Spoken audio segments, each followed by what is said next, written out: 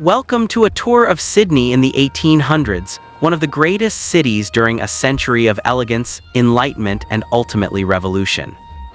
Using advanced AI technology will be transforming centuries-old engravings and paintings into photorealistic scenes, giving you a true sense of what life was. In 1800s, the story of Sydney does not begin with ambition. It begins with fear. Fear in London. Fear of overcrowded prisons. Fear of crime spilling into the streets. Fear that order itself was slipping away.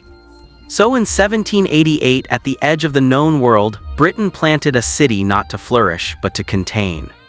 Sydney was never meant to be powerful. And yet, by the middle of the 1800s, it was already becoming untouchable. How did that happen? Pause for a moment. Look at the map. Sydney Cove sits behind a natural harbor so deep and wide that even today it feels excessive. In the 1800s, it was unmatched in the southern hemisphere. Ships could anchor safely. Fleets could hide from storms. Supplies could arrive and leave without interference. This was not luck. It was leverage. From the very beginning, geography worked in Sydney's favor, quietly shaping every decision that followed. When the first fleet arrived, power was simple. The governor ruled. The soldiers enforced. The convicts obeyed. Or so it seemed. In reality, control in early Sydney was fragile. Food was scarce. Tools were limited. The land resisted European farming methods. Authority depended on supply lines stretching halfway across the world. And that distance changed everything. Because when orders take months to arrive, the person on the ground becomes king. By the early 1800s, Sydney had begun to develop its first real power class. Not politicians, not merchants, but men who understood logistics, who controlled food, who controlled land grants, who controlled labor. Former officers, freed convicts, ambitious traders, all operating in the gray space between law and necessity. They learned quickly. In Sydney, power did not come from titles. It came from access. Access to ships. Access to warehouses. Access to the governor's ear. Consider the Rum Corps. Officially, they were soldiers. In practice, they were Sydney's first cartel. Rum was not just alcohol. It was currency. It paid workers. It bought land. It silenced resistance. By controlling imports, the Rum Corps controlled daily life. The British Crown saw this as corruption. Sydney saw it as survival. And that tension between imperial order and colonial reality would define the entire century. Then came Governor Lachlan Macquarie, a man often remembered as a reformer, a builder, a civilizer. But Macquarie was also a strategist. He understood something crucial. Sydney could not remain a prison forever. It had to become a city or collapse under its own contradictions. So he made choices that reshaped power. He elevated former convicts. He invested in roads, hospitals, and public buildings. He treated Sydney not as a dumping ground, but as a future capital. Every brick sent a message. This place is permanent. And permanence attracts ambition. By the 1820s, Sydney was no longer isolated. Whaling ships stopped there. Traders from Asia passed through. Merchants saw opportunity. Money began to flow slowly at first, then faster. Land values rose. Warehouses multiplied. Private fortunes emerged. The city was learning a dangerous skill. It was learning how to grow without asking permission. Yet power always comes with resistance. For the indigenous peoples of the region, Sydney's rise meant dispossession. Their land taken. Their systems ignored. Their presence erased from official narratives. This was not accidental. It was strategic. A city claiming authority cannot acknowledge competing sovereignty. So Sydney's expansion was framed as progress, and that framing justified everything that followed. This moral blind spot would later harden into policy. By the 1830s, Sydney was no longer dependent on Britain for survival. That was the turning point. It still relied on Britain for legitimacy, for trade protection, for military backing. But survival, that it now controlled itself. And once a city reaches that stage, its priorities change. It stops asking how to endure. It starts asking how to dominate. The port became the city's weapon. Every ship entering the Pacific routes passed near Sydney. Every cargo route between Asia and the Southern Oceans brushed its influence. Sydney positioned itself as indispensable. A place to resupply. A place to repair. A place to negotiate. This was not accidental growth. It was strategic patience. By mid-century, something remarkable had happened. Sydney had outgrown its original purpose. Outgrown its moral constraints. Outgrown the oversight of distant rulers. Yet it still wore the mask of obedience. Officially loyal. Practically autonomous. This dual identity made it dangerous. Because power that pretends not to exist is the hardest to confront. The city's elite understood this. They avoided open rebellion. They avoided dramatic confrontations. Instead, they embedded themselves into trade networks, legal systems, and land ownership. They became untouchable not through force, but through necessity. You could oppose Sydney, but you could not bypass it. And as the 1800s continued, one truth became clear. Sydney was no longer just a city. It was a system that rewarded loyalty, punished disruption, and quietly absorbed anyone ambitious enough to play by its rules. The foundations were laid. The mechanisms were in place. All that remained was scale. And that scale would come faster than anyone expected. Power does not always arrive politely. Sometimes it rushes in. In the 1850s, it arrived as gold. Not beneath Sydney's streets, but close enough to change everything. The discovery of gold in New South Wales sent shockwaves across the world. Ships diverted course. Men abandoned jobs. Rumors traveled faster than facts. And Sydney stood at the center of it all. Not as a mining town, but as the gatekeeper. Every fortune seeker passed through Sydney. They slept in its inns, spent money in its markets, signed contracts in its offices. Gold did not make Sydney rich by accident. Sydney positioned itself as the funnel. Supplies moved outward. Gold flowed inward. And whoever controls the funnel controls the outcome. The population exploded. In just a few decades, Sydney transformed from a colonial town into a crowded, restless city. Migrants arrived from Britain, Ireland, China, and beyond. Each group carrying hope. Each group competing for space. This kind of growth could have shattered the city. Instead, Sydney absorbed it. How? By turning chaos into structure. Land became the first battlefield. Property laws favored those who already held deeds. Speculation replaced farming. Streets were carved not for beauty, but for efficiency. Those who arrived early tightened their grip. Those who arrived late paid rent or paid allegiance. This was not accidental inequality. It was policy dressed as progress. Gold also changed labor. Convict labor faded. Wage labor rose. And with it came bargaining power. Workers organized. Strikes appeared. Demands were made. Sydney's response was careful. Never crush entirely. Never concede fully. Instead, delay. Divide. Redirect. The city learned that stability mattered more than justice, and that lesson would stick. Trade transformed the harbor. Wool, gold, coal, and imports from Asia flowed through Sydney's docks. Warehouses multiplied. Banks expanded. Insurance firms emerged to manage risk. Money no longer slept. It circulated. And circulation creates dependency. Merchants relied on banks. Banks relied on shipping. Shipping relied on the port.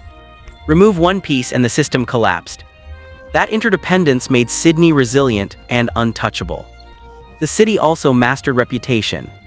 Sydney marketed itself as civilized, orderly, reliable. Compared to rough frontier towns, it appeared stable. That image attracted investment. Capital does not chase danger. It chases predictability. And Sydney learned to look predictable even when it was. Yet beneath the surface, tensions simmered. Racial divisions hardened. Chinese miners faced exclusion and violence. Indigenous communities were pushed further out of sight. The city expanded by narrowing who counted as belonging. This exclusion was never loud. It was bureaucratic. Permits, taxes, zoning. Power rarely needs to shout when paperwork will do. By the 1860s, Sydney had achieved something rare. It was indispensable to the colony, yet not solely responsible for its problems. When unrest flared inland, Sydney blamed the frontier. When inequality grew, it blamed growth itself. The city positioned itself as the manager, never the cause. That distinction mattered. It preserved authority. Infrastructure followed wealth. Railways radiated outward from Sydney like spokes from a wheel. Roads reinforced its centrality. Everything led back to the harbour. This was geography weaponized. Other towns produced. Sydney processed. And processing is where power consolidates. Politically, Sydney remained cautious. No dramatic revolutions. No radical declarations. Influence moved through councils, boards, and committees. Quiet rooms. Quiet decisions. The city's leaders understood something vital. Empires fear noise. They tolerate efficiency. So Sydney stayed efficient. By the late 1800s, the transformation was undeniable. Sydney was no longer reacting to events. It was shaping them. Migration patterns. Trade routes. Political priorities. The city did not announce its dominance. It simply became unavoidable. Gold rushes eventually slowed. Booms faded. But Sydney did not shrink. Because it had converted temporary wealth into permanent structure. Banks stayed. Ports stayed. Institutions stayed. The city had learned the oldest lesson of power. Use the moment, then outlive it. By now, Sydney was more than a city of opportunity. It was a city of rules. Rules written by those who arrived early. Enforced by systems that appeared neutral. And defended by the idea that this was simply how progress worked. The foundation was set. What remained was consolidation. And consolidation, when done quietly, lasts generations. By the late 19th century, Sydney no longer needed to prove itself. That phase was over. The city had ports. It had banks. It had railways threading the interior to its docks. What it needed now was something far more dangerous. Legitimacy. Legitimacy does not come from force. It comes from acceptance. From people believing that the system they live under is natural. Sydney mastered that illusion. Political power in Sydney was never loud. There were no dramatic coups. No revolutionary speeches from balconies. Instead, authority flowed through councils, assemblies, and committees. Slow meetings. Long minutes. Polite language. Decisions that shaped millions of lives were made in rooms that looked ordinary. That ordinariness was the disguise. As representative government expanded in the colonies, Sydney positioned itself as indispensable. Most legislators lived there. Most debates happened there. Most compromises were negotiated there. Other towns might send representatives. Sydney set the agenda. And agenda setting is power in its purest form. The city's elite understood something critical. Real control does not come from holding office. It comes from shaping who can reach it. Property qualifications restricted voting. Education limited participation. Social clubs filtered access. Leadership appeared open. In practice, it circulated among familiar names. Fathers passed influence to sons. Partners became patrons. Networks closed ranks. This was not corruption in the crude sense. It was continuity. Social hierarchy hardened. Sydney developed neighborhoods that quietly announced status. Wide streets. Large homes. Proximity to power. Meanwhile, workers crowded into dense districts near factories and docks. The separation was physical and psychological. People learned their place simply by where they lived. Education became another gate. Elite schools trained future administrators, lawyers, and financiers. They taught discipline. They taught loyalty. They taught restraint. Most importantly, they taught how to speak power's language. Accents softened. Manners sharpened. Authority became recognizable by tone alone. Religion played its role. Churches reinforced order. Moral duty was preached alongside obedience. Charity existed, but always from above. Helping the poor did not threaten hierarchy. It confirmed it. Sydney's press added another layer. Newspapers grew powerful. They framed events. Selected villains. Defined respectability. Radical ideas were reported but safely contained. Voices could be heard without being amplified. The appearance of debate protected the reality of control. Meanwhile, labor movements grew bolder. Dockworkers organized. Builders struck. Transport slowed. Sydney responded with calculation. Negotiation when useful. Force when necessary. Division always. Union leaders were invited into talks, then isolated. Reforms were granted just enough. The city learned how to release pressure without surrendering authority. Behind the scenes, wealth concentrated further. Banks expanded their reach. Insurance firms assessed risk. Lawyers structured ownership. These institutions outlasted individuals. Men died. Firms remained. Power moved from personalities to systems. And systems are much harder to confront. By now, Sydney's influence extended beyond economics. It shaped culture. It defined success. Defined respectability. Defined what ambition looked like. To succeed in the colony was to be recognized in Sydney. To be ignored by Sydney was to be invisible.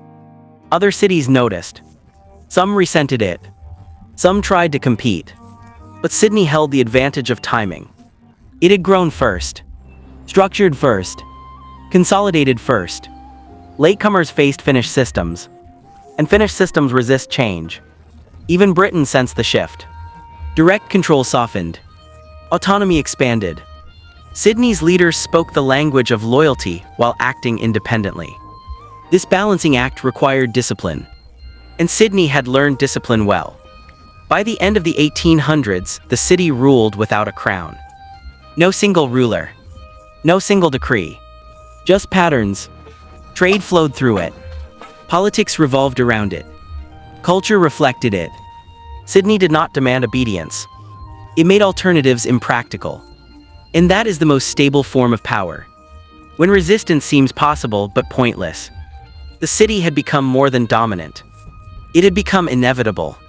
By the final decades of the 19th century, Sydney no longer needed momentum. It had mass. Institutions layered on top of institutions. Habits reinforced by routine. Power preserved not by force but by familiarity. This is the stage every dominant city aims for. Where change feels risky. And stability feels moral.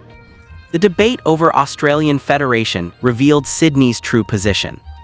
Other colonies argued over identity, over representation, over fear of dominance. Sydney listened, then negotiated. It did not insist on being the capital. It did not need to. Because capitals can be symbolic. Sydney was operational. Trade, finance, population. These things mattered more than titles. So when Canberra was later chosen, Sydney barely reacted. Power that must be named is already insecure. By 1901, when Australia federated, Sydney entered the new nation with advantages no law could erase. Its port was unrivaled. Its banks were entrenched. Its newspapers shaped national conversation. Even when authority shifted on paper, influence remained in practice. That separation was intentional. The city's economy had matured. Manufacturing joined trade. Services expanded. Professional classes multiplied. Lawyers, accountants, engineers. These were not revolutionaries. They were stabilizers. They benefited from the system and therefore protected it. Urban planning reflected confidence. Public buildings projected permanence. Streets signaled order. Monuments told carefully selected stories. Convicts faded from memory. Indigenous displacement remained unspoken. A city's power grows strongest when it controls its narrative. Sydney mastered selective remembrance. Social mobility existed, but with limits. A man could rise. A family could advance. But only by adapting to Sydney's rules. Accent softened. Politics moderated. Ambition reshaped. The city rewarded conformity with access. This made rebellion feel unnecessary. And unnecessary rebellion rarely occurs. By now, Sydney was exporting influence. Standards of governance. Business practices. Cultural norms. Other cities followed or fell behind. Competition existed. But leadership was settled. The harbor remained the city's greatest asset. It connected Sydney to the world not as a colony but as a participant. Ships carried wool, coal, and manufactured goods outward. They returned with capital, ideas, and leverage. Sydney was no longer dependent. It was interdependent. And interdependence on favorable terms is dominance. As the century closed, Sydney faced no singular enemy. No rival strong enough. No internal revolt unified enough. Challenges came but fragmented. Labor unrest. Economic cycles. Political reform. Each absorbed. Each adjusted too. The system bent but did not break. This was the final transformation. Sydney had become too complex to overthrow. Too useful to ignore. Too embedded to dismantle. Power was now diffuse. Every contract reinforced it. Every mortgage extended it. Every headline normalized it. And so Sydney entered the 20th century not as a young city, but as an old power. One that understood patience, understood optics, understood that survival depends less on strength and more on structure. Sydney did not rise through conquest. It rose through positioning. By mastering geography, controlling access, absorbing disruption, and transforming temporary advantage into permanent systems. It learned to rule without ruling, to dominate without declaring dominance. By the end of the 1800s, Sydney was no longer asking what it could become. It had already decided, and everyone else was living inside that decision. Drop a comment right now and tell us where you're watching from. Are you watching from the United States, United Kingdom, Canada, Australia? Our community stretches across the entire world. You're not just a viewer, you're part of keeping these memories alive. Tell us your location. Tell us of someone in your family. Just let us know you're here. Thank you for watching.